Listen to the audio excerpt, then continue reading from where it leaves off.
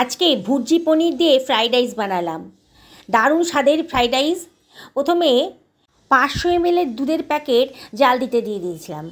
দুধটা যখন ফুটতে আরম্ভ করেছে তখন গ্যাসের ফ্লেমটা কমিয়ে দিয়ে ভিনিগার আর জলের একটা মিশ্রণ তৈরি করে রেখেছিলাম, অল্প অল্প করে ঢালতে থাকলাম। এবার কিন্তু ছানাটা দুধ থেকে আলাদা হয়ে গেছে, জল কেটে গেছে। ছানাটাকে আমি এবার একটা ছাঁকনি দিয়ে ছেঁকে রাখলাম। হাঁড়িতে জল বসিয়ে দিয়েছি, তার মধ্যে দিয়ে দিলাম তেজপাতা, কতগুলো দারচিনির টুকরো, আর দিয়ে দিলাম লবঙ্গ, আর দিয়ে দিলাম ছোটো এলাচ। এর মধ্যে দিয়ে দিলাম 1 টেবিল চামচ মতো সাদা তেল। এবার এর ভেতরে দিয়ে দিলাম 1 টেবিল চামচ মতো লবণ। সব কিছু ভালো করে মিশিয়ে নিচ্ছি। গ্যাসের ফ্লেমটা হাইতেই রেখেছি। এবার আমি এটাকে ঢাকা দিয়ে ফুটতে দেব। জলটা ফুটে উঠেছে। এবারে আমি এর মধ্যে দিয়ে দিচ্ছি বাসমতি চাল। প্রায় 500 গ্রাম মতো চাল আমি ভালো করে জলে ধুয়ে 15 মিনিট মতো জলে ভিজিয়ে রেখে দিয়েছিলাম। এবার জল ঝরিয়ে আমি এবার হাঁড়ির মধ্যে দিয়ে দিলাম।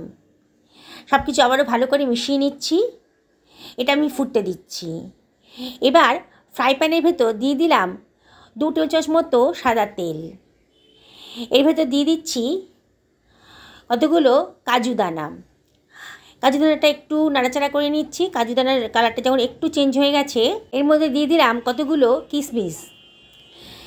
এবার কাজু আর কিশমিশটাকে আমি একটু ভাজা ভাজা মতো করে নিচ্ছি। গ্যাসের ফ্লেমটা লোতেই রাখতে হবে। এবার এগুলোকে ভাজা হয়ে গেলে অন্য একটা পাত্রের ভেতর তুলে রাখবো। সবগুলোকে তোলা হয়ে গেছে।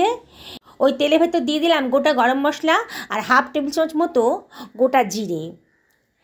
30 সেকেন্ড মতো ফ্রাই হয়ে গেছে যখন, এর মধ্যে দিয়ে দিলাম 2টো মাঝারি সাইজের পেঁয়াজ কুচি করে রেখেছিলাম, দিয়ে দিলাম।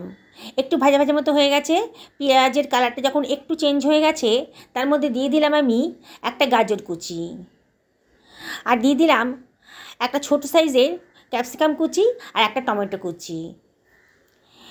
এবার এর মধ্যে দিয়ে দেব 1 টেবিল চামচ মতো লবণ।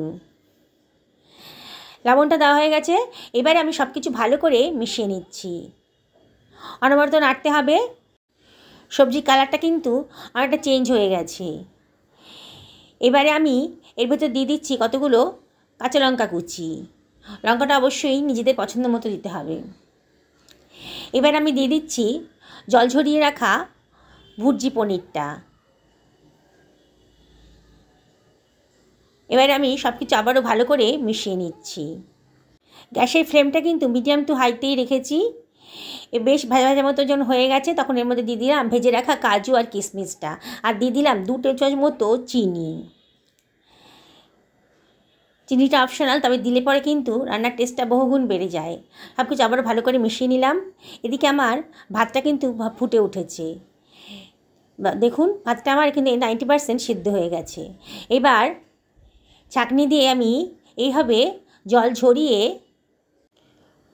সবজিগুলোর উপর দিয়ে দিচ্ছি। একবারে সব ভাতটা দেবো না, অল্প অল্প করে দেব।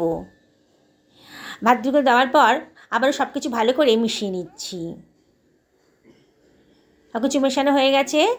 আবারও আমি জল ঝরিয়ে ছাঁকনির সাহায্যে জলটা ঝরিয়ে দিয়ে আবারও ভাতগুলো এইভাবে দিতে থাকবো। আর তারপরে আবারও সব কিছু আবারও বারবার করে মিশিয়ে নেবো। একবারে সব ভাত দিয়ে দেবেন না, তাহলে কিন্তু রান্নাটা ভালো হবে না। দেখুন, সব কিছু ভালো করে মেশানো হয়ে গেছে।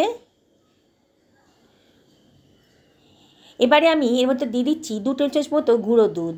গুঁড়ো দুধ দিলে পরে কিন্তু খুব সুন্দর একটা টেস্ট আসে, তাই গুঁড়ো দুধটা দিলাম। এখানে দিয়ে দিলাম গরম মশলার গুঁড়ো, 1/2 টেবিল চামচ মতো গরম মশলার গুঁড়ো এখানে দিয়ে দিলাম। আর দিয়ে দিলাম একটুখানি কসুরি মেথি হাতে ডলে দিয়ে দিলাম। খুব সুন্দর একটা গন্ধ বেরোচ্ছে। 2 চামচ ঘিও এর ভেতর দিয়ে দিলাম। আবারও সব কিছু ভালো করে মিশিয়ে নিচ্ছি। হালকা হাতে খুব ভালো করে এগুলোকে মিশিয়ে নিতে হবে। গ্যাসের ফ্লেমটা কিন্তু অবশ্যই লোতে রাখবেন। সব মেশানো হয়ে গেছে। এবারে আমি এটাকে ঢাকা দিয়ে রাখবো মিনিট 5-6 জন্য, একেবারে লো ফ্লেমে। 5 মিনিট বাদে আমার কিন্তু ভুর্জি পনির ফ্রাইড রাইসটা রেডি হয়ে গেছে। দারুণ সুন্দর গন্ধ বেরোচ্ছে। এখন আমি গ্যাসটাকে অফ করে দিয়েছি।